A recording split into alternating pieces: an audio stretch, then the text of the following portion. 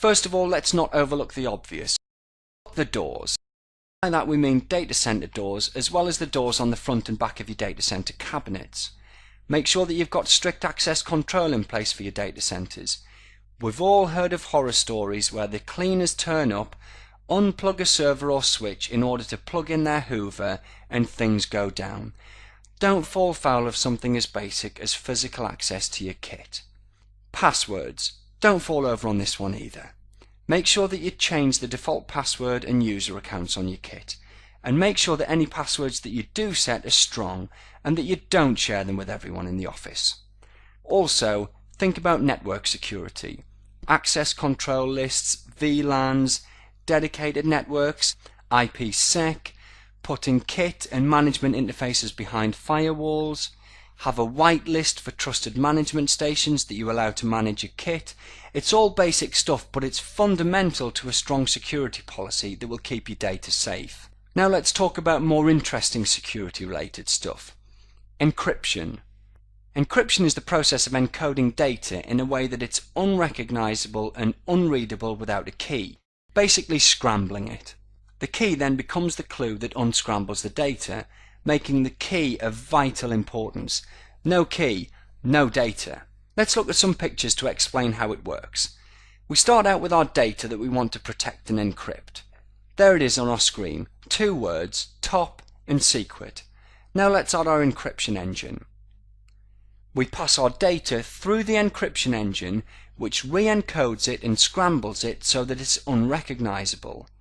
To encrypt the data, the encryption engine uses a key, and out pops our encrypted data. Now without the key, it's otherwise unreadable. If somebody stole it, they wouldn't be able to read it. It's safe. Now then, let's say we want to read that data back in the future. In order to do that, we need to process it through the encryption engine again, where it'll be decoded or unencrypted using a key. Doesn't have to be the same key. And hey presto, we've got our original data back. And now for a pretty cool and really simple example. In Arthur C. Clarke's famous science fiction novel, A Space Odyssey, the computer system is named HAL, H-A-L. The name HAL is supposedly a letter shift for IBM, and letter shifting is a very basic form of encryption. Let's walk through how this works in a simple example. On the screen we've got the first 17 letters of the English alphabet, A through Q, and we've highlighted the letters that spell out the computer's name HAL. H, A and L. Now let's look at our decryption key. Our decryption key tells us to shift 1 letter to the right.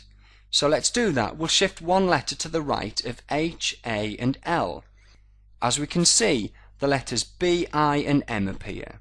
And if we rearrange these in the order that they were in HAL's name, bingo, we get IBM. Now obviously, modern encryption algorithms are unbelievably more complex than our simple letter shift, but the principle's the same. The data is encrypted or scrambled with a key, and it's also decrypted or decoded with a key, and the 2 keys don't need to be the same. But with encrypted data, the key is as vital as the data, because if you lose your key, you cannot recover your data. And on the topic of complex keys, you must ensure that whatever approach to encryption your system uses, that it uses at a minimum a 128-bit key, preferably at least a 256-bit key, such as 256-bit AES XTS block cipher, RSA or SHA-256. So now that we understand the basics of encryption, it's important to note that there are various ways and places to implement encryption. Let's first look at data at rest encryption, sometimes referred to as DARE, D-A-R-E. Let's start by defining data at rest. Data at rest is data that is not in flight. That is, data that is not in transit across a network. This data at rest can be active data in a database or file system, and it can be considered active on the storage array, so for example it doesn't have to have been unused for several weeks. But it is data that is not currently traversing a network. It's residing on disk or some other storage medium, maybe flash or tape. Data at rest encryption is now very popular in storage arrays, and it's been very popular in backup environments for a long time. All good storage arrays make sure that the encryption and decryption of data is seamless, not only to both the application and host accessing the data, but also to you, the storage admin. At the end of the day, the last thing that you want to be dealing with day in, day out is key management. Now, most enterprise class storage arrays perform the encryption and decryption of data at rest on the back end, either in the drive enclosures or on specialized processors hooked to the back end, and they often utilize a single key for all drives and all data on the array. They also have integrated key management software and store several encrypted copies of the keys on the array so that you don't find yourself locked out without your key. Mid-range arrays sometimes use self-encrypting drives, or SEDs, and sometimes you might hear to this referred to as FDE or full drive encryption. The major difference being that self-encrypting drives are usually specialized drives, though very common these days, that perform the encryption and decryption inside the drive rather than on processors in the storage array.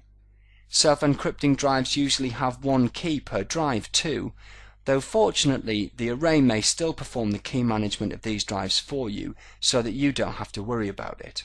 Either way, data at rest encryption encrypts data while it's on disk, on flash, or on tape, or whatever medium you happen to be using. The net result being that if somebody steals your drives or tapes, they won't be able to read any data off them. This also makes the process of disposing of drives easier, especially for those companies that don't allow failed or unused drives to be taken off site without them first being wiped clean. If the data on your drives is encrypted at rest, there's no need to sanitize or wipe them clean before allowing them to be taken off site. And on the topic of self-encrypting drives, SAS, SATA and flash drives, they all come in self-encrypting drive format, and they can be used in PCs, servers, laptops and storage arrays, making them very flexible. But what about data that's not at rest? What about data that is being sent over the network? Data in this state is considered in flight, and consequently it's not encrypted by data at rest encryption while it's in flight. For encryption of data in flight, you need something like IPsec, Internet Protocol Security, which encrypts all packets in encrypted sessions. It's popular in NAS and iSCSI environments that require confidentiality of data in flight. That is, for it to be secured and encrypted while in flight. But as its name suggests, IPsec only works on IP networks. For fiber channel networks, the Fiber Channel Security Protocols, or FCSP standard, defines standards for implementing, among other things, confidentiality of data in flight across a fiber channel SAN, and the term confidentiality means encryption, and there are products on the market based on these standards.